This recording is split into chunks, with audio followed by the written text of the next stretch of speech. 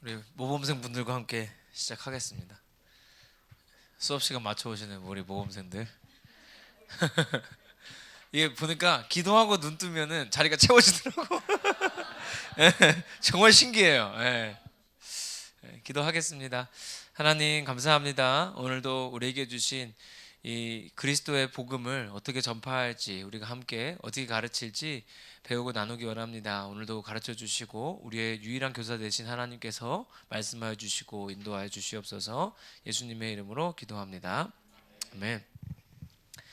네, 오늘은 조금 무게 있는 얘기에서 시작해서 이제 가벼운 얘기로 좀 마무리를 하려고 합니다. 근데 제가 교재를 드리긴 드렸는데 나중에 꼭 읽어는 보세요. 근데 제가 늘 느끼지만 이런 개론서를 집필하신 분들은 교수님들이잖아요. 근데 교수님들이 잘하시는 게 뭐냐면 쉬운 얘기를 어렵게 하는 거예요.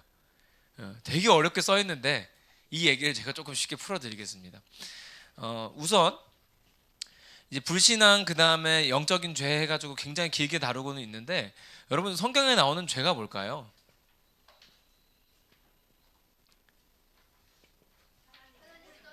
하나님 떠난 거, 하나님 모르는 거. 우리 요 정도만 해도요 전국 상위권입니다. 진짜예요. 잘 몰라요. 다 도덕적, 윤리적으로 자꾸 생각하시기 때문에. 근데 여기서 이제 핵심이 있어요. 하나님 떠난 거, 하나님 모르는 거. 자, 예를 들어 볼게요.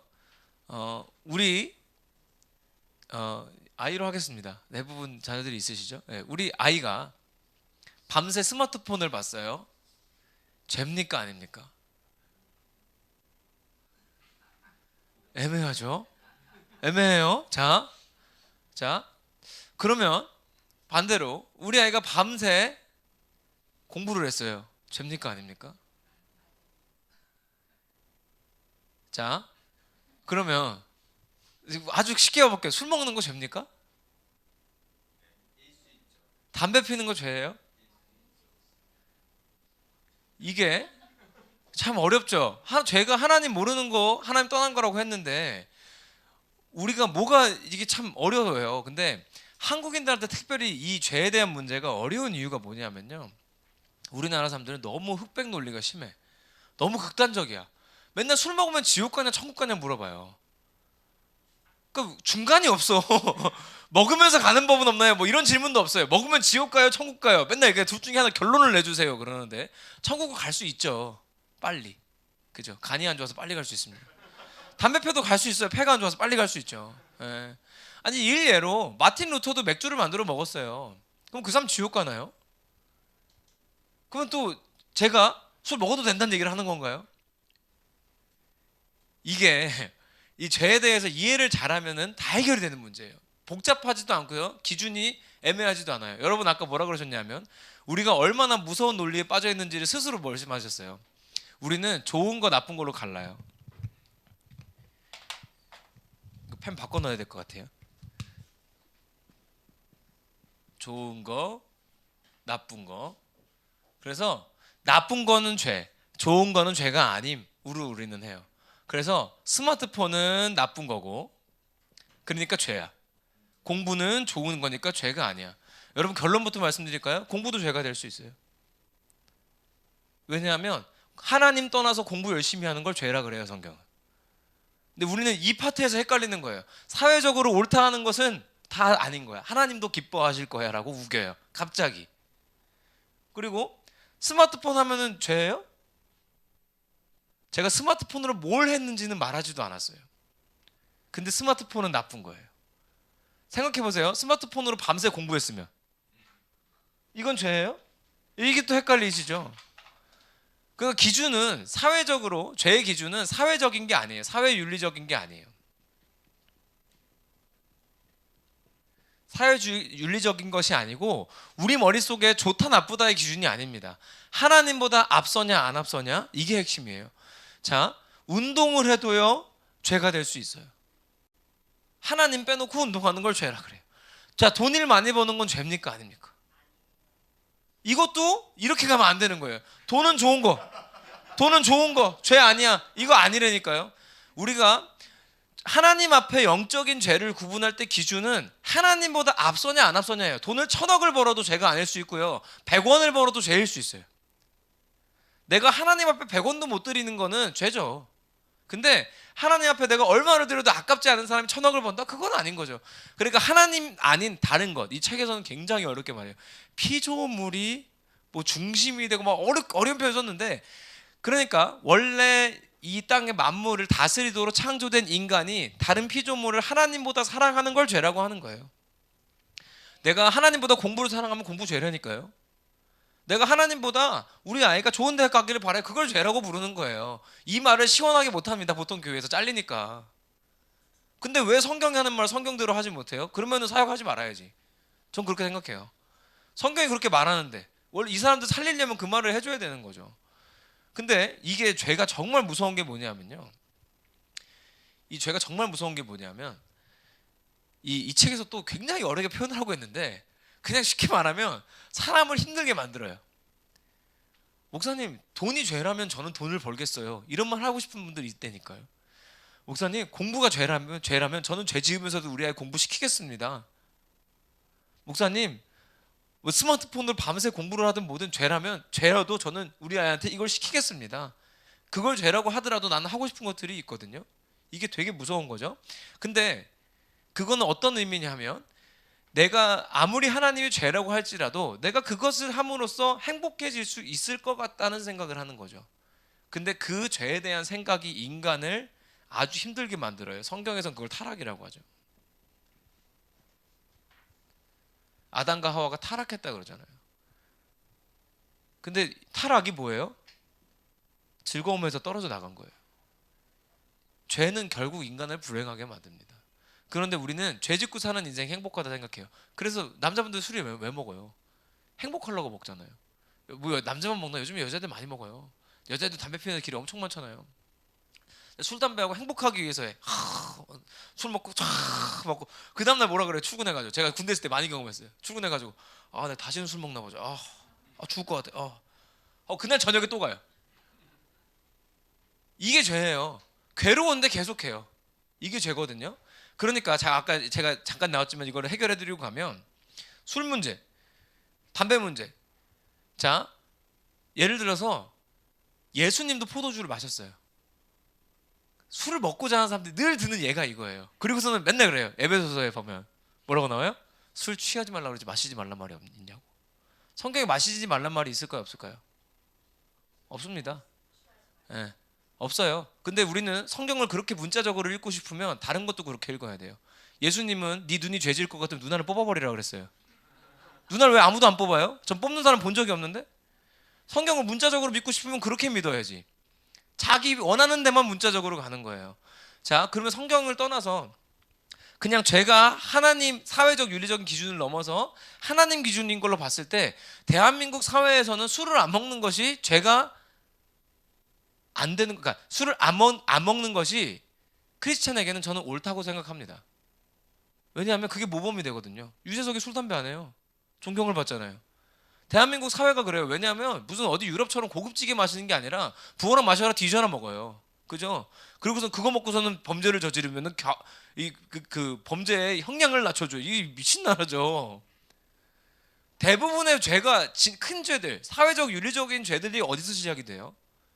대부분 술 문제에서 시작이 되거든요. 그러니까 애초에 그리스도인이 거기에 접근하지 않는 것만큼 좋은 방법도 없어요. 그리고 제가 이건 현장에서 경험한 거예요.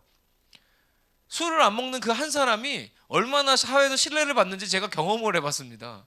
대한민국 사회에서는 안 먹는 게 맞아요. 애초에 조선시대 때부터 미국에서 온 선교사들이 왜 조선 남자들한테 술 먹지 말라 그랬냐면, 이 인간들이 하라는 일은 안 하고요, 술을 독으로 담궈놓고 하루 종일 자빠져서 술만 퍼먹어요. 그리고 고생은 여자분들이 다 하는 거예요.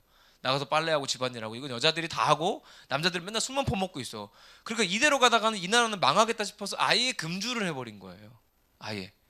근데 마틴 루터가 살았던 그 독일 같은 경우는요, 아시잖아요. 유럽은 물이 안 좋아요. 그러니까 맥주를 맥주의 의미가 아니라 거의 물처럼 마시는 거죠. 예수님이 마신 포도주는 뭐냐면요, 여러분 저도 몰랐는데요, 포도주 만들 때는 물을 안 씁니다. 그래서 이스라엘 사람들이 포도주를 마셨던 이유는 물이 없으니까 마신 거예요. 포도주는 물이에요, 이스라엘에서는. 그 사람들은 세차를 기름으로 하잖아요. 물이 없으니까.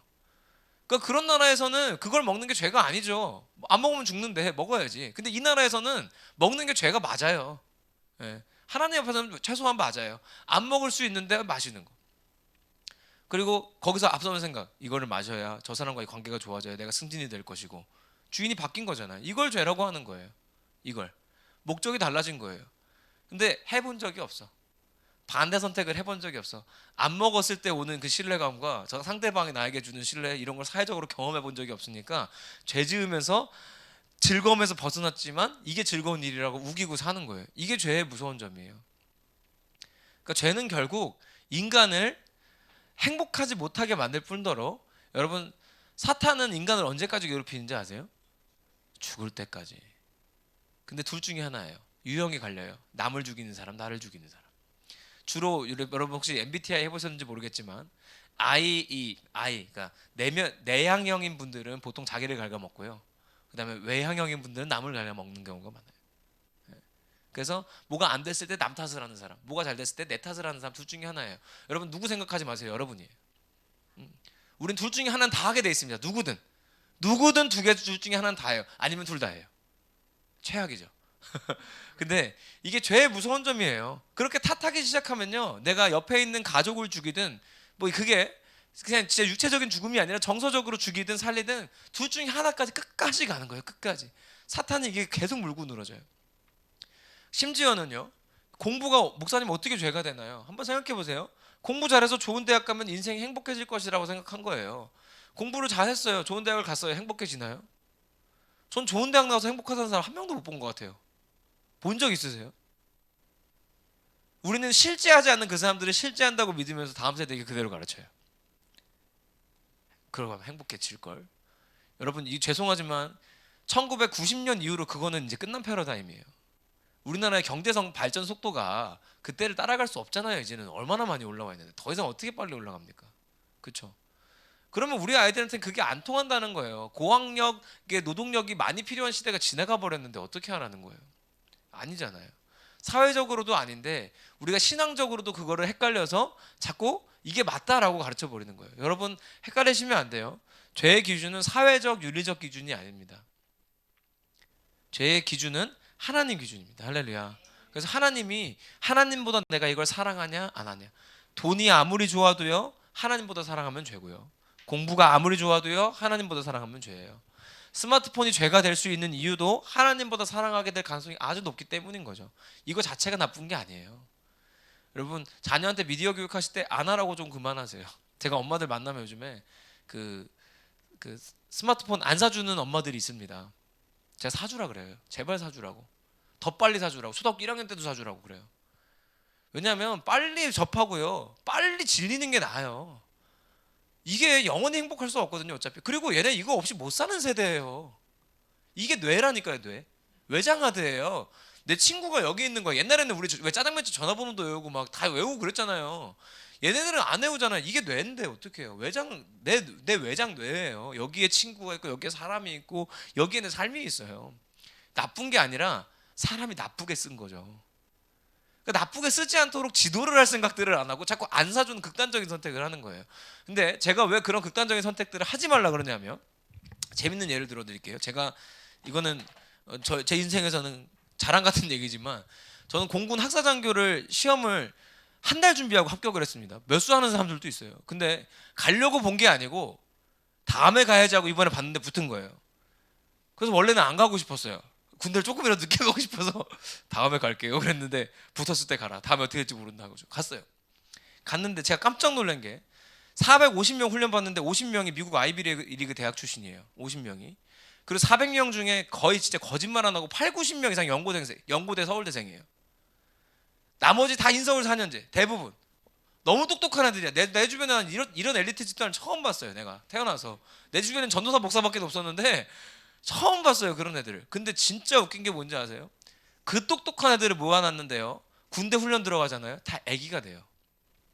그래서 서울대 나온 애랑 고대 나온 애랑 둘이서 고기 더 많이 달라고 싸우고 있어요. 그리고 훈련 받다가 여기 손이 좀 까졌어요. 자기 치료받으러 갔다 온다고. 밖에 있었으면은 뭐 약국도 안 갈 일인데 거기 있으면 애기가 돼요. 왜 거기 있으면 애기가 될까요, 여러분? 갔다 오신 분들은 알아요. 여자분들 잘 모를 수 있어요. 왜 거기 가면 아기가 되는지 아세요? 그럴 것 같죠? 자, 여러분 잘 기억해 보세요. 여러분 훈련 받을 때 들은 얘기가 있어요. 군대 가잖아요. 내가 마음대로 하면 뭐라 그러냐면요, 시키지도 않은 일을 하는 사람이 있다 그래요. 그리고 안 시켜서 시킬 때까지 가만히 있잖아요. 생각 없는 사람들이 있다 그래요. 이게 군대예요. 어떻게 하라는 거예요 도대체? 어떻게 하라는 거야? 시키는 데까지 하라는 거야? 뭐 생각하라는 거야? 말라는 뭐야? 어떻게 하라는 거야? 근데 이 교육을 어디서 하고 있을까요? 우리가 집에서 합니다. 시키는 것만 시켜 해라 그래요. 그리고 다 해줘요. 군대 가면 왜 아기가 되냐면 다 해주거든요. 아프다 그러면 병원 실어다 주고, 배고프다 그러면 밥 주고. 그러니까 시키는 대로 하는 삶이요, 얼마나 무섭냐면 사람을 굉장히 무기력하게 만들어요. 이 사람이 엘리트 아니라 초엘리트여도 그 사람을 무기력하게 만들어요. 그래서 남자분들이 직장에서 제일 듣기 싫은 말 중에 하나가 이거잖아요. 시키는 거나 해. 이 말 듣는 순간부터 의욕이 바닥을 칩니다. 근데 우리가 이거를 목사님 저는 집에서 시키는 거나 해라고 한 적이 없어요 라고는 했지만 그 말 빼고는 다 하잖아요. 밥 안 먹으면 밥 먹으라고 시켰고, 게임하면 게임하지 말라고 시켰고, 공부 안 하면 공부하라고 시켰고, 이걸 시킨 거라고 하는 거예요. 근데 우리는 그 시키는 거를 교육이라고 생각해요. 그래서 기독교 교육이다 그러면 신앙생활도 시키려고 그래요. 여러분, 신앙생활을 시킬 수 있는 분은 하나님밖에 없습니다. 부모가 아무리 노력해도 너 해? 너 교회 나가라고 해서 나가는 게 아니죠.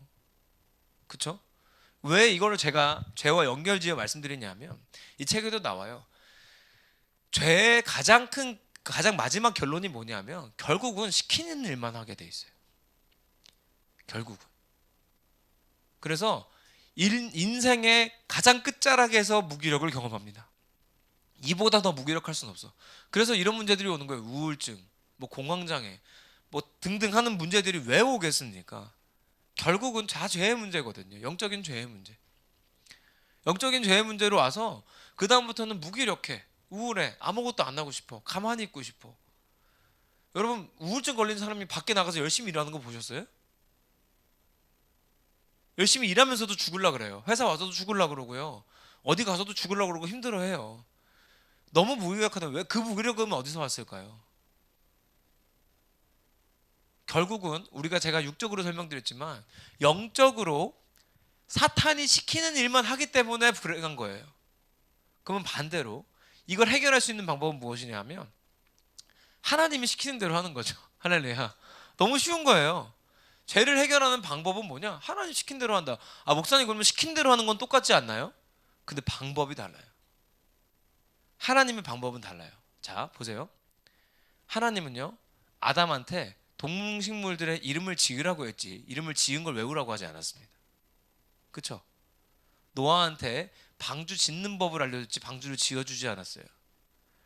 하나님의 교육 방법은 언제나 동일했습니다. 모세한테 애굽에서 백성들을 데리고 나와라 그랬지 데리고 나올 때는 이런 멘트를 하고 애굽 왕을 이렇게 설득하고 이렇게 말을 해라고 다 알려주지 않았어요. 하나님은 언제나 가이드였어요. 가이드라인을 주시고 그 가이드라인대로 갈 수 있도록 인도하시는 분. 우리가 주로 많이 하는 말로 인도자잖아요. 주나의 인도자. 하나님이 주님은 나의 목자시다. 다 인도한다는 뜻이잖아요. 결국은 그분은 우리를 A부터 Z까지 정해놓고 마치 우리의 모든 행동을 그분이 조정하시는 분이 아니라는 거예요. 하나님은 상당히 인격적이고 사랑이신 분이라 우리의 의견을 아주 존중하십니다. 그래서 우리를 많이 기다려요.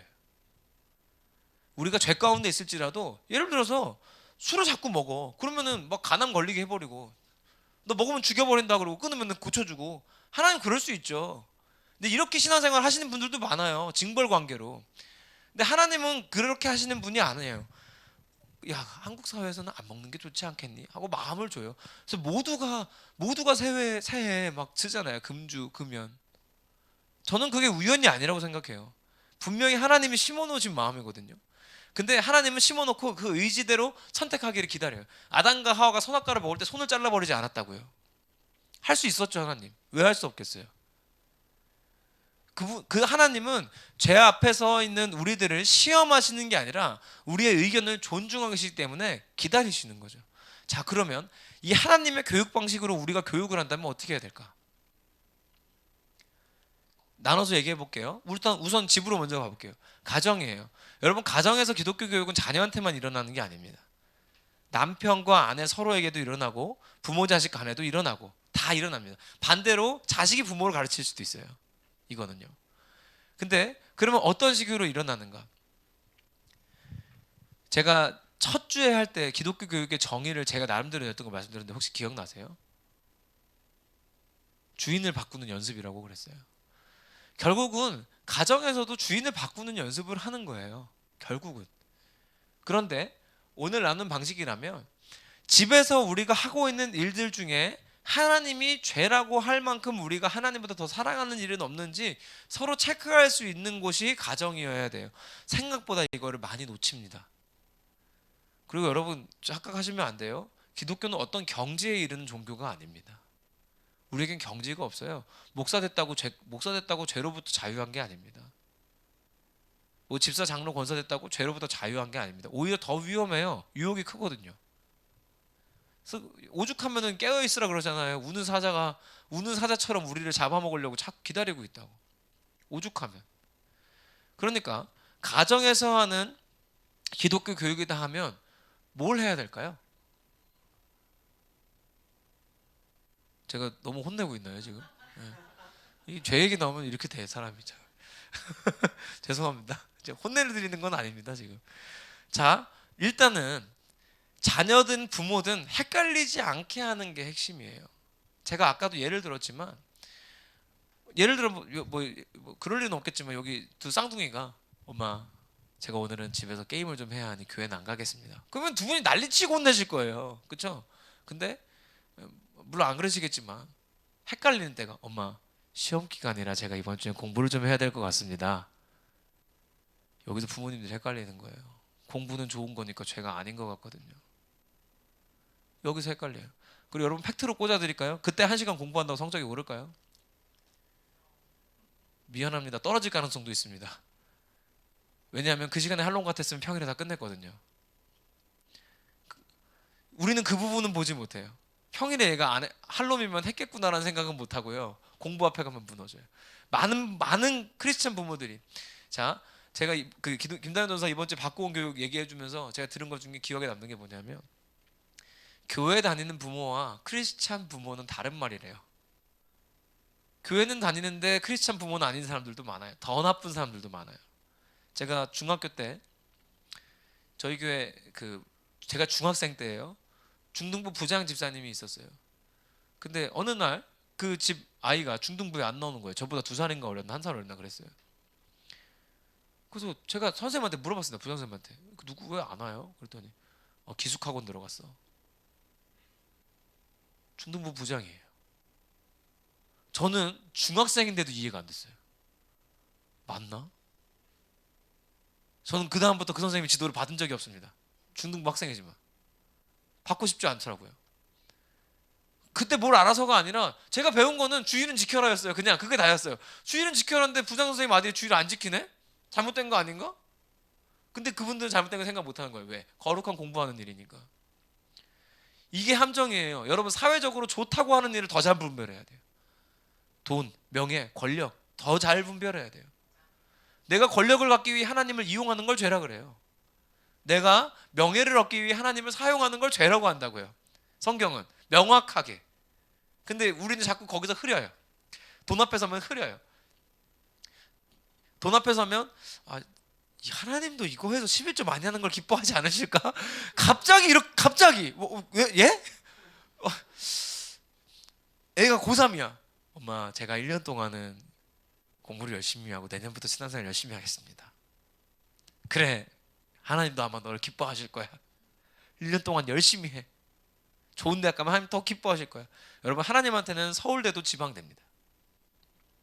보이지도 않아요. 하나님한테는 관심도 없어요. 하나님의 관심은 아이의 성적이나 여러분의 능력이나 여러분의 재산이나 여러분의 명예에 없습니다. 하나님은 분명하게 말하잖아요. 나는 외모를 보지 않는다고. 중심을 본다고. 정확한 거예요. 정확하게 성경에 다 나와 있어요. 우리는 중심을 보시는 하나님을 믿는데 하나님을 우리는 중심에 모시는 일보다 이런 게 앞서는 걸 죄라고 해요. 근데 자꾸 헷갈려서 괴롭게 살아요. 돈 때문에 괴롭게 살고 공부 때문에 괴롭게 살고 술 때문에 괴롭게 살고. 그러면서 하나님한테 그래요. 하나님 제가 교회 왜 이렇게 힘들어요? 하나님 왜 나 힘들게 해요? 하나님은 힘들게 한 적이 없어요. 목사님도 말씀하셨는데 담임 목사님도 하나님의 시험은 템테이션, 유혹이 아니에요. 테스트예요. 그리고 하나님의 테스트는요 그렇게 막 가혹하지 않습니다. 가혹한 테스트가 아니라요 돈이야 나야 그냥 이 정도예요. 가혹합니까? 가혹해요? 근데 가혹하지가 않은 게 돈이야 나야 했을 때 하나님이 하면 이걸 준대잖아요. 이게 뭐가 어렵냐고. 이게 뭐가 어렵냐고요. 너무 쉬운 거지 사실 생각해보면. 근데 왜 어렵냐면 분별을 안 해요. 못하는 게 아니라 안 해요. 요 앞에 서면 안 하고 싶어요. 막 그 저희 그 누구라고 얘기는 안 하겠지만 이제 청년부 올라가면 고등부 있던 애들이 청년부 올라가면 다 물어봐요. 목사님 뭐 심지어는 걸린 애도 있어. 저기 뭐였지? 누구한테 걸렸어. 철야 마치고인가 뭐 어째 여기서 이렇게 1월 1일인 거예요. 송구영신 그때. 그럼 12시 되면 들어갈 수 있거든. 졸업한 애들이. 그러니까 그 앞에서 기다리고 앉아 있어요. 술집 앞에서. 진짜로 그래요. 근데 그 기다리다가 걸린 거야 누구한테. 그래서 물어봐요. 목사님 성경에서 죄인가요? 이거 술 먹는 거 죄인가요? 먹으면 안 돼요? 아 친구들 만나서 할 게 없어요. 진짜 할 게 없을까요? 그냥 먹고 싶은 거예요. 여러분 술 먹고 싶은 눈으로 성경을 보세요. 먹어도 된다는 말밖에 안 써 있어요. 진짜예요. 예. 막 돈이 중요하다는 마음으로 성경을 보세요. 돈 얘기밖에 안 보입니다. 아 돈을 열심히 벌어야 되는구나.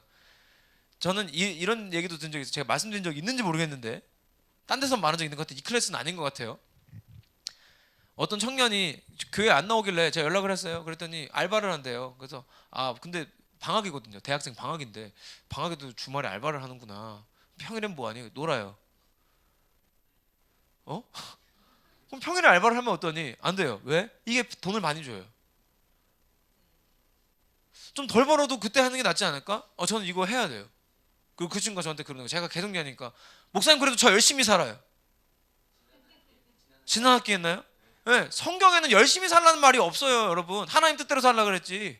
근데 우리는 열심히 살면 좋은 거니까 하나님도 기뻐하시는 거 되게 착각해요. 거꾸로 가는 거예요, 거꾸로. 하나님은 열심히 살라고 한 적이 없어요. 하나님 뜻대로 살라고 했죠. 할렐루야. 근데 하나님 뜻대로 살다 보면 열심히 또 살게 되는 거죠. 이 순서가 목사님 순서가 그렇게 중요한 거예요? 네, 순서만 중요해요. 그것만 잘 지키면 돼요. 돈이 나쁜 게 아닙니다. 하나님보다 앞섰을 때 문제인 거지. 공부가 나쁜 게 아니에요. 너무 필요하죠. 저는 제가 말씀드리잖아요. 중고등학생이나 저는 공부하라고 한다니까요. 공부 못해도 되고 성적 안 나와도 되는데 하라고. 과정은 밟으라고. 이 과정을 통해 네가 학습이라는 걸 내가 어떻게 하는지를 배우는 건 너의 평생의 재산이다. 이 시간을 최소한 헛되게는 보내지 마라. 성적 안 나와도 되고 못해도 되고 좋은 대학 안 가도 되는데 그건 해라. 늘 얘기해요. 제가 재밌는 얘기 드릴까요? 제가 요즘에 받는 제보가 좀 있어요. 엄마들한테. 애들이 성적이 올랐다고. 홀리베이케이션 한 다음에 성적이 올랐다고. 여러분 너무 당연한 거예요. 시켜서 공부하면 떨어져요. 연대, 고대, 서울대 나온 엘리트들도 시키는 일만 하면은 바보 된다니까요. 근데 시키지 않고 스스로 하면 누구나 잘할 수 있어요. 제가 자주 말하는데 이 나라만큼 대학 가기 쉬운 나라가 어디 있어요. 공부만 하면 되잖아요. 봉사활동 같은 거 할 필요도 없어요. 학교 점수 다 채워주잖아요. 알아서. 얼마나 쉬워. 뭐 독서를 해야 됩니까? 뭘 해야 됩니까? 공부만 하면 되는데 그걸 못해. 얼마나 쉬운 나라인데 이 나라가. 저는 진짜 답답해요. 학교들 하는 거 보면 와, 뭐 하는 거지? 인성교육도 아니고 사회교육도 아니고 그렇다고 공부를 잘하는 것도 아니고 나 막 너무 슬퍼요. 애들 보면서. 제가 더 놀란 게 최근에 그 일동탄에 있는 한 교회에서 저한테 기타 레슨을 좀 오래요. 그래가지고 제가 담임 목사님 직접 연락이 오셨어요. 그래서 목사님 제가 평일 낮 시간에 좀 바쁘기도 하고 뭐 어려울 것 같습니다. 근데 이제 그랬더니 이제 목사님이 레슨비를 많이 줄게요. 그랬더니 할렐루야 하고 이제 최선을 다해보겠습니다 하고 처음에 이제 갔어요. 사실 한 달 정도 해보고 그냥 그만할 생각이었어요. 너무 바쁘기도 하고. 근데 갔는데 제가 낮에 수업을 하는데 애들이 와 있잖아요. 그럼 얘네는 뭐예요? 학교 안 다니는 애들이에요. 홈스쿨 하는 애들. 홈스쿨 하는 애들 6명을 교회에서 낮에 수업을 하시는 거예요. 일종의 대안학교죠. 근데 하나님이 저한테 대안학교 그림을 보여주시는 거예요. 너무 감사하더라고요. 야, 이거는 내가 돈을 내고라도 봐야 되는데 돈을 받고 보니 하나님이 그냥 부르신 게 아니군요 하고 갔어요. 그래가지고 봤는데 깜짝 놀란 게 저는 그렇게 밝은 중학생을 태어나서 처음 봤습니다. 학교를 안 다니면 애들이 이렇게 되는구나. 너무 행복해 보여요. 너네 사는 게 즐겁니? 네. 진짜 그래요. 그래서 제가 기타를 가르치거든요. 정말 죄송하지만 우리 교회 애들보다 배우는 속도가 한 25배 정도 빨라요. 음악적으로 타고나서가 아니라요. 애들이 어떻게 하는지 아세요? 수업하는데 수업 시간이 1인당 자기가 10분밖에 못 해요. 시간이 없어서 딱 1시간 동안 6명 보고 와요. 근데 10분을 하는데 막 숙제를 내줘요. 목사님 저 들어올 때 이미 목사님 저 이거 숙제 다 했어요. 이거 보세요. 이거 보세요. 이거 자, 해볼까요? 아 좀만 기다려요. 잠깐만. 캄다운. 자 해봐. 막 해. 어때요? 잘했죠. 그리고 이번 오늘은 뭐 배워요? 오늘 뭐 배워요? 오늘 뭐 할까요? 그래서 이거 맞아요. 목사님 이거 한 번 더 해볼까요? 전 이런 애들 처음 봤어요. 학교를 안 다니면 이렇게 되는구나. 아 원래 이게 우리구나. 원래 이게 우리 아이들 모습이구나. 제가 알았어요. 애들이 왜 이렇게 무기력하고 우울할까? 시키는 거나 하라고 하니까. 사회나 가정이나 학교나 다 똑같이 시키는 거나 해. 여러분 속지 마세요. 자, 제가 직장인을 나쁘다 말하는 게 아니에요. 근데 이 사회의 구조는요, 글로벌한 리더를 키우는 구조가 아니에요. 직장에서 쓰기 좋은 직원을 키우는 구조예요. 잘 생각해 보세요. 어린이집 다닐 때부터 고등학교 졸업할 때까지 주어진 시간에 정해진 시간에 나와서 정해진 시간에 퇴근하는 거 배우고요. 그 시간은 책상에 앉아 있는 거 배우는 거예요. 그렇지 않습니까? 그래서 1학년 1반 다니다가 101동 살면서 11층에 있는 사무실 다니는 거예요. 그 사람이 나쁘다는 게 아니고요. 그거 우리가 다 했잖아요. 그렇죠? 미래 사회는 바뀔 건데 왜 우리 아이 또 그거 시키려고 그래요? 그거 하면서 힘들었잖아요. 근데 왜 우리 애들 또 그거 시키려고 그래요? 목사님 그거 아니면 먹고 살 길이 없어요. 생각을 조금만 바꾸고 눈을 열어보세요. 널리고 널렸어요. 세계가 우리 아이들 앞에 있는데. 그래서 가정에서 해야 되는 교육은 뭐냐면요. 일단 멈춰야 되는 거. 시키는 교육을 멈추십시오. 저는 자주 이건 진짜 꼭 지켜달라고 말씀드리는데 밥 안 먹으면 주지 마세요. 그냥 먹지 말라고 하세요. 내버려 두세요. 밥 좀 먹어 하지 마세요. 밥도 시켜서 먹으면 맛없다니까요. 아니 배달 말고요. 그거 시키는 거 말고 먹으래서 먹으면 맛이 없다고요. 그냥 내버려 두세요. 엄마 나 배고파 밥 좀 주면 안 돼? 안 줘. 네가 알아서 해 먹어. 하세요. 차라리 이게 좋은 교육이에요. 차라리. 그러면 지가 스팸을 굽든 뭘 하든 하겠죠. 계란 후라이를 하든 라면을 끓이든 뭐라도 하겠죠. 그리고 지가 그게 아쉬우면 알아서 제때 와서 먹겠죠. 근데 제가 이 말을 하면 목사님 너무 잔인한 거 아닌가요? 엄마가 더 잔인한 거예요. 시키는 대로 하라는 게 더 잔인한 거예요. 훨씬 무서운 거예요. 그게 뭐라 그랬어요 제가? 죄의 결과라니까요. 죄 밑에 있는 사람들은 시키는 일만 하고 싶은 게 아니라 해야 한다고 생각해요. 왜냐하면 사탄이 계속 그렇게 만드니까 종노릇하도록. 제가 지난주에 로마서 6장을 설교했는데 로마서 6장에 가니까 이렇게 나와요. 부활을 설명하는데 이렇게 설명합니다. 죄의 종노릇하던 우리의 몸이 죽었다. 죄의 종노릇하던 우리는 죽고 하나님께 대하여 살았다. 이걸 부활이라 그래요. 내가 죽은 다음에 육신이 살았다 뿐만 아니라 우리가 영적으로 죄의 종노릇하던 나는 죽고 하나님께 대해서 살았다를 부활이라고 해요. 여러분은 다 부활한 사람들이에요. 우리 자녀들도 가정에 있는 모든 분들도 부활한 사람들이에요. 그러면 부활한 사람들의 교육, 기독교 교육은 달라야죠. 시키는 교육이 아니라 하게 만드는 교육이 맞는 거예요. 제가 아까도 말씀드렸죠. 자식 얘기하는 게 아니에요. 남편 아내 다 똑같아요. 제가 놀라는 게 이겁니다. 남편이 만약에 이번에 제가 최근에도 한 분 다 모르시겠지만 한 분 이제 남자분이 갑자기 승진을 하셨대요. 그래서 너무 감사하다고 막 하는 얘기를 들었어요. 자, 승진했어요. 우리 여기 여자분들 많으신데 뭐라고 해야 됩니까? 축하해. 또 축하해 정도면 양호해요. 그래도 또 열심히 살았네. 예. 또 잘했네. 예. 감사하다. 예. 하나님께 감사하다. 예, 다 좋습니다. 다 좋은데 자 일단 제일 위험한 거 수고했어. 그거는 당신이 사장님이라는 뜻이에요. 그죠? 사장이 부하 직원한테 하는 게 수고했어요. 잘했네. 우리 강아지한테 하는 거. 그렇죠? 예. 다 문제가 있어요. 열심히 살았구나. 평가예요. 그렇죠? 우리는 이걸 자꾸 칭찬이라고 생각해요. 남편뿐만 아니라 자식한테도 똑같이 하거든요. 그래서 여러분은 열심히 했는데 자식들이 엄마가 나한테 해준 게 뭐 있냐 그러잖아요. 이게 왜냐하면 애들은 그렇게 느낀 거니까. 틀린 말은 아닌 거예요. 제가 뭐라고 해야 되냐면 일단 하나님께 영광 돌리는 거 너무 좋아요. 이거 영어 회화 외우듯이 외우세요. 내가 이렇게 좋은데 당신은 얼마나 좋아. 하나님도 기뻐하시겠다. 정석 외우세요. 외워서 하세요. 외워서. 이게 교육이에요. 다른 게 교육이 아니에요. 제가 진짜 이거는 양심선언인데요. 기독교 교육이 가정에서 이루어지지 않는데 교회에서 뭘 할 수 있다 말하는 건 거짓말입니다. 왜냐하면 뭐 그냥 일례로 초등부 예를 들어볼까요? 우리 아이들 하나님 앞에 서는 시간이 일주일에 1시간이에요. 가정에 있는 시간은 167시간입니다. 어떻게 이겨요? 무슨 수로 이겨요? 제가 100마디를 해도 엄마는 3만 마디 할 텐데 내가 어떻게 이기냐고요. 못 이겨요. 그러니까 가정에서 남편, 아내, 뭐 부모, 자식 간에 이런 교육적인 활동이 의식적으로 일어나지 않으면 우린 자동으로 여기로 가요. 자, 다시 한번 늦게 오신 분들 있어서 얘기하지만 좋은 건 죄가 아니다라는 마음을 버리셔야 돼요. 공부도 죄가 될 수 있다 그랬어요. 돈 많이 버는 것도 죄가 될 수 있다 그랬어요. 하나님보다 앞서면 그걸 죄라고 하는 거예요. 공부 열심히 해서 이 아이가 구원받을 것 같은 느낌, 그걸 죄라고 하는 거라고요. 그러면 그걸 가르칠 수 있는 곳은 가정이에요. 그럼 가정에서 그 교육이 계속 일어나야 된다는 거죠. 시키는 일만 하게 만드는. 그러니까 세상에서 시킨 공부, 세상에서 돈 벌려 하니까 돈 벌고, 세상에서 시키는 일만 하는 것이 아니라 하나님께 내게 주신 마음을 가지고 나아가는 일을 할 수 있도록 동기부여해 주는 게 진짜 멋진 교육인 거죠. 할렐루야. 그거의 도구가 제가 말씀드린 칭찬하는 거예요. 방금처럼. 그래서 칭찬의 핵심은 뭐냐면 상대방을 띄워주는 거예요. 근데 우리는 대부분 내가 칭찬받아요. 상대방이 잘했는데 칭찬 받는 사람이 기분이 묘해. 예를 들면은 우리 애가 성적이 올랐다고 가져왔어요. 아이고 이거 누구 아들이야. 너무 잘했네. 지금 누구한테 칭찬하고 계신 거예요 지금? 내가 잘 키웠구나. 내가 잘했네. 이거잖아요 지금. 지금 당신이 주인공이에요. 우리 아이를 주인공으로 만들어야 되는데 자꾸 그러니까 애들이 엄마 나한테 해준 게 뭐가 있어라 그러는 거예요. 억울한 게 아니라 잘못하신 거예요. 이거는 지금이라도 바꿔야 돼. 그러니까 상대방이 동기부여가 일어나서 지가 할 수 있게 만드는 거. 여러분 남편들 시켜먹는 거 되게 편해요. 제가 남자분들이 조금밖에 없어서 죄송합니다. 편 못 들어드려서. 근데 되게 쉬운 거예요. 어떻게 하면 되냐면 저는 집에서 제가 가르칩니다. 제발 나한테 이렇게 해주라고 정확하게 얘기해요. 네.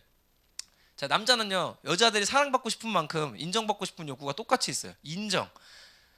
남자한테 잘생겼다 멋있다 이건 칭찬이 아니에요. 다 그렇게 생각하고 살기 때문에 칭찬이 아니에요. 당연한 말이에요. 그거는 팩트를 말한 것뿐이에요. 그냥 그들에게는 팩트예요. 사실 전달 뿐이에요.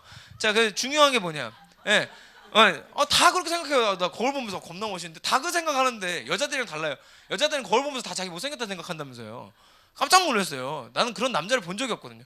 남자는 다 멋있는 줄 알아요. 그러니까 뭐 옷이 어떠네, 뭐 이건 칭찬이 아니에요. 무조건 능력을 칭찬해야 돼요. 능력을 무조건. 그 남자를 시켜먹는 방법은 간단합니다. 설거지를 시키고 싶어요. 그러면은 확실한 보상이 일단 하나가 필요합니다. 강아지라고 생각하시면 돼요. 정확한 명령과 보상. 정확한 명령과 보상이 약속되면 돼요. 이렇게 몇 시까지 뭐 좀 해줘. 내가 뭐 해줄게.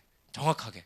그리고 나서 그 다음에 제일 큰 보상은 사실 남자들은 뭐 자동차나 뭐 이런 거 아니면은 보상이라 생각도 안 해요. 그러니까 어차피 못하니까 아까 했던 그 칭찬했죠. 당신 어떻게 이렇게 할 수 있어? 난 이렇게 잘하는 사람을 처음 봐. 이렇게 완전히 주인공을 만들면서 아니 그러면 여러분들이 편해지는 일이에요. 이거는요. 예, 진짜예요. 그리고 이런 것들이 가정에서 일어나면 다른 게 아니라 그런 데서 하나님 나라가 임하는 거예요. 할렐루야. 하나님이 원하는 가정의 모습이 그거 아니겠어요? 저는 아담과 하와 얘기를 보면서 상상으로 붙여봤던 게 있어요. 아담과 하와가 죄를 짓고 에덴 동산에서 쫓겨나요. 그 좋은 집 에덴 아파트 청약 받아가지고 살다가 집이 날라갔어요. 경매 붙어가지고 날라가 버렸어요. 계약서가 잘못돼가지고 전세 계약서가 날라갔어. 집에서 쫓겨났어. 이제 아담이 밖에 나가서 이제 일하고 이제 그때부터 노동을 했잖아요. 일하고 와가지고 술 한잔 탁 하고 들어가지고 여보 당신이 그때 선악과만 안 먹었어도 말이야. 이렇게는 안 됐을 텐데. 우리랑 똑같지 않아요? 분명히 그랬을 거예요. 아담이랑 하와가. 그걸 보고 자란 애들이 누구예요? 가인과 아벨이지. 그러니까 형이 동생 때려 죽이죠. 내가 이렇게 고생하는 건 부모님 때문이구나. 왜? 서로 탓하는 거 보니까. 야씨, 내 제사를 안 받았어? 쟤 때문이네. 나 때문이 아니라 죽여버린 거예요. 여러분 이게 성경이 보여주는 그림은 현재 우리 가정과 동일합니다. 굉장히 현재 진행형이죠. 똑같죠. 그 남편 아내가 서로 탓하는 순간부터 애들도 그럴 거예요. 그리고 죄 가운데 사는 거예요. 그래서는 네가 불행한 이유는 공부를 못해서일 것이다. 갑자기 공부 얘기 나오잖아요. 얘 혼내다 보면 너 저번에 문제집도 안 풀었지. 아무 관계가 없어. 방금 하던 얘기랑 밥 안 먹다 갑자기 공부 얘기 나오고 막 아무 상관이 없는데 갑자기 이게 튀어나와 막. 이게 왜 그러겠습니까? 이걸 너무 좋게 생각하니까. 그래서 가정에서는 기독교 교육이 일어나되 그 방향으로 일어나야 돼요. 자, 시키는 것만 하는 게 아니라 하게 만드는 거예요. 하게 만드는 거. 그래서 핵심은 뭐냐? 일단 하게 만드는 건 제가 알려드릴 수 있는 거 하나밖에 없어요. 칭찬하는 거. 근데 일단 그게 어려우시면요, 시키는 거를 일단 멈춰보세요. 제가 진짜 만나는 부모님들마다 말씀드려요. 남편 아내 마찬가지예요. 제발 그만 시키세요. 남편들한테 설거지 좀 해. 절대 안 합니다. 반대로 생각해보세요. 남편이 집에 가지고 청소 좀 해. 하겠습니까? 한 거예요, 그게. 그쵸? 그게 한 거야. 원래 티가 안 나. 그게 그잖아요. 그러니까 멈춰야 돼. 시키는 거는 자식이고 아내고 남편이고 다 멈춰야 돼요. 시키는 거 멈춰야 돼. 하게 만들고. 근데 하게 만들고자 하면 사람이 부탁을 하게 되거든요. 같이 하자 그러고. 그러니까 말투를 청유형으로 배워서 하는 게 아니라 이것 좀 해줄 수 있어? 이것 좀 같이 할래? 이게 자동으로 나오는 거예요. 기독교 교육은요, 잘 배우면 가정이 천국 되는 교육이니까. 할렐루야. 가정에서 시키시기를 멈추시길 바래요. 자, 그다음에 교회로 가져와 볼게요. 교회에서 기독교 교육이 일어나요. 똑같아요. 시키는 걸 멈춰야 돼요. 여러분 혹시 부서에서 장하시는 분들이죠. 회장님이나 또 이제 우리 대장님들도 계시고 뭐 이렇게 여러 총무 임원하신 분들도 목장 리더들도 계시고 하잖아요. 시키는 걸 멈춰야 돼요. 자, 제가 이거는 문의 받으면 항상 답변해 주는 건데 가끔씩 외부에서 다른 교회 선생님들이나 이렇게 전사님들도 문의를 줄 때가 있어요. 목사님, 어떤 애가 잘 나오다가 중등부 가서 교회를 안 나옵니다. 제가 이 애한테 연락을 자주 하고 있는데 어떻게 해야 될까요? 연락도 이제는 답을 안 줘요. 왜 답을 안 하는지 아세요? 연락을 너무 많이 해서 그래요. 교회 나오라고 그만 좀 얘기하라 그래요, 제가. 그리고 교회 나오라는 게 뭐예요? 시키는 거죠. 시키는 교육이에요. 반대로 하라 그랬죠. 나오게 만들라고. 저는 아이들 연락할 때 금기어가 하나 있어요. 교회 나오라는 말을 절대 하지 않습니다. 저는 절대 안 해요. 얘가 3년을 안 나왔던 1년을 안 나왔던 2주를 안 나왔던 나오라는 말 절대 안 해요. 그리고 저는 항상 얘기해요. 나는 너의 출석을 관리하는 사람이 아니야. 나는 너한테 관심 있는 사람이지 나는 너의 출석에 관심 있는 사람이 아니야 라고 정확하게 얘기해줘요. 그러면은 상대방이 이 사람이 나한테 진짜 관심이 있구나. 이제 하나님의 사랑이 이런 건가? 그런 거 경험하다 지발로 나왔을 때 그게 오래가지 시켜서 한두 주 나와봐야 또 안 나옵니다. 길게 보고 교육해야 돼요. 그러니까 교회에서도 여러분은 누군가에겐 다 기독교 교육 교사예요. 여러분을 보고 배우는 사람도 있어요. 토요일날 여기 신학교 나올 열정이시면요, 여러분은 이미 누군가한테는 선생님이에요. 그렇다면 여러분을 보고 배울 사람들이 많은데 계속 우리가 시키는 형태로 목장에서도 예배 좀 나와, 여전도에 가서도 예배 좀 나와, 남성에서도 예배 좀 나와가 아니라 나올 수밖에 없게 만들어야죠. 핵심은 뭐다? 그 영혼한테 관심을 가지는 거예요. 그리고 그 마음으로 연락을 하잖아요. 교회 좀 나오라는 말이 안 튀어나옵니다. 안 나와요. 오히려 상대방 쪽에서 제가 이번 주에 꼭 나갈게요 이러고 나오지. 그리고 그 말을 믿지 마세요. 그리고 그래야 내가 그런 걱정이나 불안이나 염려에서 벗어나집니다. 인간은 원래 목사님도 말씀하시잖아요. 사랑해야 되는 거지 믿을 존재가 아니에요. 저는 저희 중고등부 아이들, 초등부 아이들도요, 하나님이 주신 믿음으로 믿어주는 거지 믿지 않습니다. 저는 이 아이들이 언제든 불신자가 될 수 있다고 가능성을 깔고 가르쳐요. 항상 모든 가능성을 열어두고 가르쳐요. 교회에서 일어나는 기독교 교육도 똑같아요. 자, 이거의 핵심이에요.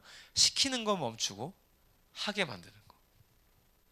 사실 제가 아까도 말씀드렸지만 하나님의 교육 방식이잖아요. 하게 만드는 거.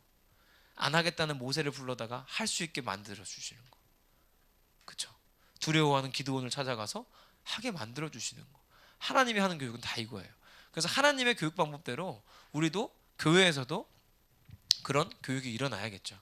그래서 여러분이 있는 자리에서 혹시 여러분이 목사님 저는 맡은 게 없어요. 상관없습니다. 여러분은 누군가한테는 전부 기독교 교육 교사입니다. 예. 누군가한테 시키기는 좀 멈추고 하게 만드는 마음으로 함께 해주시길 바라요. 마지막으로 자, 가정 교회 나왔어요. 그럼 이제 어디 나와야 될까요? 뭐 직장도 있고요. 그래서 이걸 통틀어서 삶의 자리라고 해볼게요. 여러분들이 살아가시는 자리. 여러분 살아가시는 자리에서도 기독교 교육이 일어납니다. 특별히 여기 이제 직장 다니시는 분들도 계시잖아요. 회사 다니고 사회생활 하는 곳에서요. 여러분 기독교 교육이 일어나고요. 일어나야 합니다. 예. 근데 어떤 방식일까요, 그러면?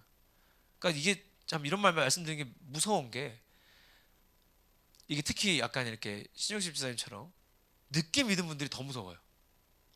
그래서 만나는 사람마다 너무 방법이 극단적이야. 예수 믿으세요. 이렇게. 여러분 이게 굉장히 위험한 방식이에요. 그러니까 복음의 능력이 없다는 게 아닙니다. 꼭 그렇게 전할 필요는 없다는 거예요. 여러분 지하철에서 예수천당 불신지옥 하는 거 보고 교회 간 사람 본 적 있으세요? 그분들이 나쁜 게 아니에요. 그분들이 열정이 없는 게 아니에요. 방향을 조금은 바꿔줬어야 되는 거예요. 그거는. 그게 왜냐하면 지하철은 누군가와 함께 쓰는 공간인데 이 공간을 어지럽히는 사람으로 누구에게는 보일 거 아니에요. 교육이 못 일어나는 거죠. 그리고서 한번 생각해 보세요. 예수천당 불신지옥 시키는 교육이에요. 이게 안 가면 죽는다 너. 안 하면 죽어. 하나님은 그렇게 가르친 적이 없어요. 안 하면 죽어는 멋진 기독교 교육이 아닙니다. 결국은 우리가 현장에서 전도하는 것도 일종의 기독교 교육이잖아요. 그러면 생각해 보면 시키지 않고 하게 만든다 하면 우리는 뭘 해야 될까요? 여기서 답이 나오는 거예요. 이게 좋아서 열심히 하는 게 아닙니다. 그러려고 열심히 하는 겁니다. 나를 통해 기독교 교육이 일어나야 되니까 저 사람을 보면 교회 가고 싶은 마음이 생겨야 돼요. 그렇게 하다 보니까 열심히 사는 거예요. 할렐루야. 그러니까 열심히 살아서 하나님이 기뻐하신 게 아니고요. 하나님이 기뻐하시려고, 그리고 나를 통해 나는 현장에 파송된 기독교 교육 교사다. 그러기 위해서는 나는 어떻게 해야 될까? 야, 그래도 보고서를 한 자를 써도 좀 열심히 써봐야겠다 하고 하다 보니 누군가한테 존경받는 사람이 돼 있어. 그리고서 어느 날 갑자기 그 사람이 아니 어떻게 그럴 수 있으세요? 그때 기회예요. 교회 한번 다녀봐. 그때 하는 거예요. 아무 때나 만나자마자 예수 믿으세요 하면 안 돼. 그때. 그러니까 그 시점 하나를 위해서 그 시간을 보내는 거예요. 그래서 우리는 다시 한번 말씀드리지만 누군가에게는 다 기독교 교육 교사입니다. 그래서 시키기보다는 하게 만들고자 하는 마음으로 여러분 삶에 가득해지시기를 바랍니다. 예. 그래서 오늘은 죄에 대해서 나눴어요. 살짝 정리하고 마무리할게요. 죄는 뭐라 그랬냐면 하나님 모르는 거 혹은 하나님 떠난 거라 그랬어요. 그래서 사회적이나 윤리적으로 좋다 나쁘다의 문제가 아니라 그랬습니다. 스마트폰을 써도 죄일 수 있고 죄가 아닐 수도 있어요. 하나님이 기뻐하시는 일이 될 수도 있어요. 스마트폰으로 밤새 성경 볼 수도 있잖아요. 얘가 나쁜 게 아닙니다. 쓰는 사람이 나쁜 거지. 자, 공부도 죄가 될 수 있다 그랬어요. 사회적으로 좋다고 하지만 하나님보다 더하면, 돈 좋지만 하나님보다 더하면, 술 이거는 나빠요. 자, 하나님보다 뭐든지 좋아하기 시작하면 그걸 죄라고 했습니다. 그래서 죄 가운데 사는 사람들은 시키는 것만 한다. 근데 그걸 누가 한다? 우리도 한다. 그래서 기독교 교육은 반대다. 시키는 교육이 아니라 하게 만드는 교육이다 라고 말씀을 드렸습니다. 제가 교재 나눠드렸는데 우리 교수님들은 대단한 능력이 있어요. 쉬운 말을 어렵게 합니다. 그래서 읽어보시면은 그 말이 그 말이네 싶으실 수도 있는데 기회 되시면 한번 읽어보시고 읽기 싫으면 안 읽으셔도 됩니다. 요거는 참고 자료로 삼으시면 되겠습니다. 딱 제가 2분 남았는데요. 질문 받고 마치겠습니다.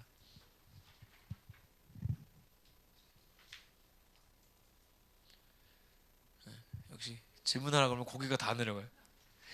여러분 왜 그런지 아세요? 여러분이 시키는 교육만 받았잖아요. 아 진짜예요. 제가 그 학교 가보고 깜짝 놀랐다니까요.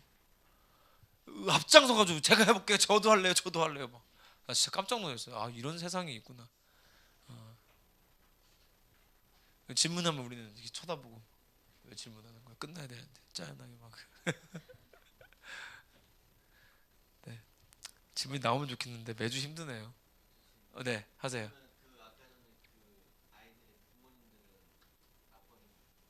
누구죠?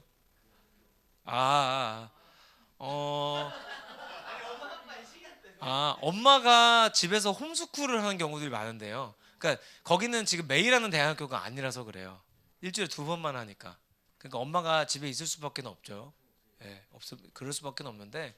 그러니까 이제 학교를 하려고 하면 제대로 해야 되는 수밖에 없어요. 예, 뭐주 5일에도 해야죠. 5일 정도 하고. 하는 수밖에 없습니다. 정말 참신한 질문이었습니다. 너무 예상 밖이어서.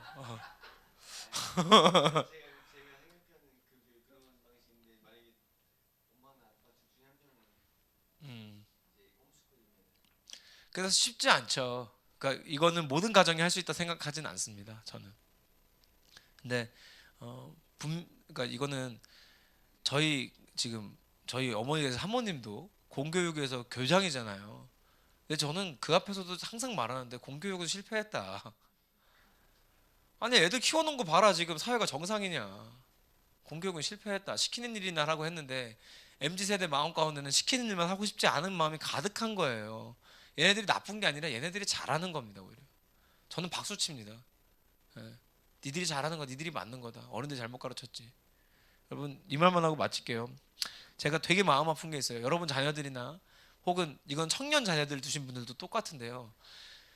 우리나라 지금 여기 뭐 50대 아닌 분들도 계시지만 4, 5, 60대 그러니까 40대 좀 애매한데 하여간 5, 60대 가까운 이 세대가 하고 있는 가장 큰 실수가 뭐냐면 여러분 부모님들이 여러분을 키우실 때는 여러분 직장 다니고 뭐 20대 초반 중반 넘어가고 30 초중반 될 때만 해도 부모님한테 가서 이런 엄마 이런 거니까 이렇게 해라고 하면 부모님 뭐라고 하셨어요? 네 말이 다 맞다 그랬잖아요. 근데 지금은 뭐라고 하는지 아세요? 니들이 뭘 하냐 그래요. 그 되게 불쌍한 세대예요. 어떡하라는 거야? 엄마가 하는 대로 여기까지 왔는데 안 됐는데 어떻게 하라는 거야? 아니 나는 회사 취직했는데 안 행복한데 엄마? 그 말하고 있는 거예요 지금 사회 애들이. 그래서 우리가 기독교 교육을 한다는 건 단순히 그냥 우리 집이 행복해지는 정도의 수준에서 끝나는 일이 아닙니다. 사회를 바꾸고 세상을 바꾸고 불행하고 죄 가운데 사는 사람들을 하나님 앞으로 데려오는 일입니다. 그래서 그런 일들이 여러분 통해서 많이 일어나기를 바랍니다. 네, 기도하겠습니다. 하나님 감사합니다. 우리를 통해 하실 놀라운 일들을 기대합니다. 이제는 그냥 시켜야 하는 죄 가운데 사는 삶을 넘어서 하나님께서 우리에게 가르치신 방법대로 하게끔 만드는 할 수 있게 만드는 그 마음과 그 지혜들을 우리에게도 더하여 주시옵소서. 이제는 죄를 잘 분별할 수 있는 능력도 더하여 주시고 하나님 앞에 무엇이든 죄가 될 수 있음을 기억하며 무엇보다 하나님을 앞세우지 않는 무엇보다 다른 어떤 것보다 하나님이 늘 우선순위에 계시는 하나님의 귀한 자녀 될 수 있도록 인도하고 함께하여 주시옵소서. 예수님의 이름으로 기도합니다. 아멘. 감사합니다.